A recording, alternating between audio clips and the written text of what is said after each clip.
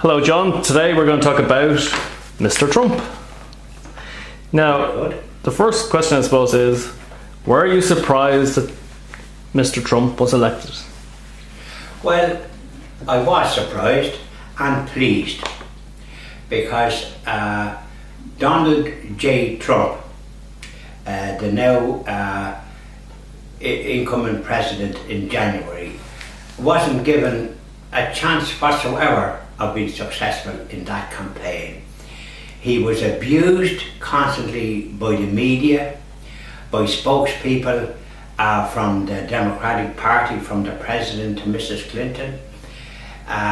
There was no avenue, there was no media outlet that I'm aware of, not alone in the US but throughout Europe, including our next door neighbour Great Britain and this country, and the media, both print and TV and radio. They were all ridiculing Trump and, if you like, abusing him. One of Trump's advisors, Stephen Moore, recently said that he would like to emulate and compete with Ireland. Do you think that's a sad reflection on America, that they would want to compete with such a small country like Ireland? Well, it certainly would be a sad reflection if it was true. The fact that a spokesman for an advisor, one of many advisors, I presume, in the president-to-be, Donald J. Trump, I doubt very much if that would be the reaction of the economic policies of the US. It has been quite successful down the years compared to South America, compared to Canada, compared to any other part of any other country in the world. It has been very successful in the policies they have adopted. So this article, I believe it appeared in the Irish Independent, and it was an advisor from the US and from one of the advisors of President Trump, a chap by the name of Stephen Moore, I think it was. Stephen Moore, economic advisor, an important economic advisor. He's just an advisor, so I doubt that very much. It wouldn't make sense. By the way, just before I finish, I meant to say that the people that voted for Mr. Trump, Donald J. Trump, included, they went against the media, so people voted because Mr. Trump had messages other than what the media portrayed. He connected with the people he was talking to and the wider people that listened to his opinions. All we heard about Mr. Donald J. Trump was that he wanted to build a wall and have Mexico pay for it and items like that. But he said a lot more, and I'll give you one example. There was an article in last Sunday's Independent by a lady called Bridget McIntyre. What date is that?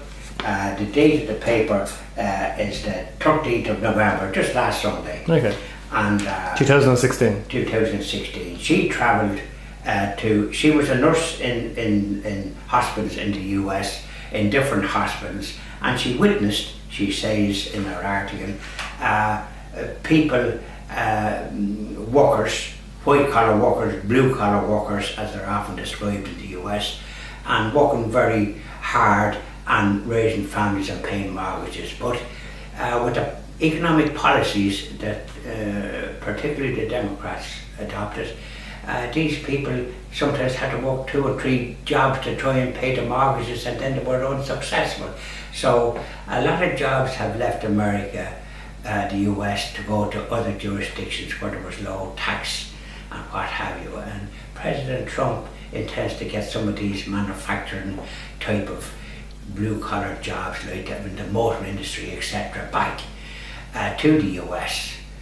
So as these people can have hope again, and he will not encourage policies so jobs leave the US, particularly the industrial type jobs in that country. Trump's economic plans call for a reduction in US corporation tax rates from 35% to 15%, which is very close to our own rate of 12.5%. Do you think this could have an effect on the reliance Ireland has on the 700 American companies that are operating in this country? Well, if it happened, it certainly would have an effect, not just in this country, but in every other country in the world. It's very unlikely to happen because the simple reason is that the 35% corporate tax in the US attracts vast amounts of revenue. It would be economic suicide to lower that from 35% to 15%. It is possible, I'd say, if there was a move for it perhaps to be reduced from 35% to 30%, and even then that would be maybe doubtful. There would have to be probably a period of time to assess the likely success of that. So I would certainly not envisage at any stage that the US would reduce its corporate tax to 15%. He's talking about a 10% tax on repatriated money. There's $2,000 billion dollars stashed overseas by American companies. How could we counteract that? Is there something similar we could do? Well, I'd say there is, but the 2,000 billion that's estimated that US companies have in offshore accounts, etc., where perhaps they have to pay no tax, it would be useful, I'm sure, for the US to try and get some of that money back to their own country, and then when it is there, that there isn't other punitive taxes to whittle away that they might be able to use it for investment, etc. That's one thing, rather than sometimes paying for other items. Now, Ireland, for example, has companies, I presume, and individuals that have money in offshore accounts to lessen their tax take in this country. So it would be prudent and no harm for this government or any government that we have, particularly to attract, to try and offer incentives for people to repatriate money to this country, and when it is repatriated, that they don't suddenly start charging them other type of taxes, to do it in a sensible fashion, so as the people that have this money can at least not see it whittled away with various taxes. We spoke about this before in a separate video. Do you think it's time we looked at other areas to attract foreign direct investment?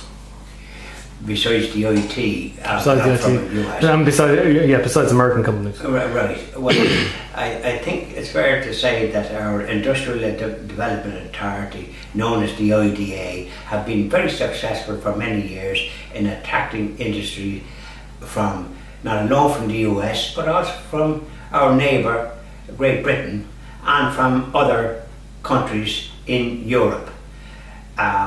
We have pharmaceutical companies in this country that have been attracted here. We have healthcare companies. We have various other US companies that have been attracted here because of our attractive corporate tax rate, and the fact that there are incentives and attractions and grants for companies to locate here, particularly in outlying areas other than the cities, in the rural areas that have suffered a bit from a lack of foreign investment in those jurisdictions, in those areas. So the IDA, the Industrial Development Authority, if they continue the way they have been doing, I've no doubt they will be well able to compete whatever comes down the road. Some would say that Irish hands built America.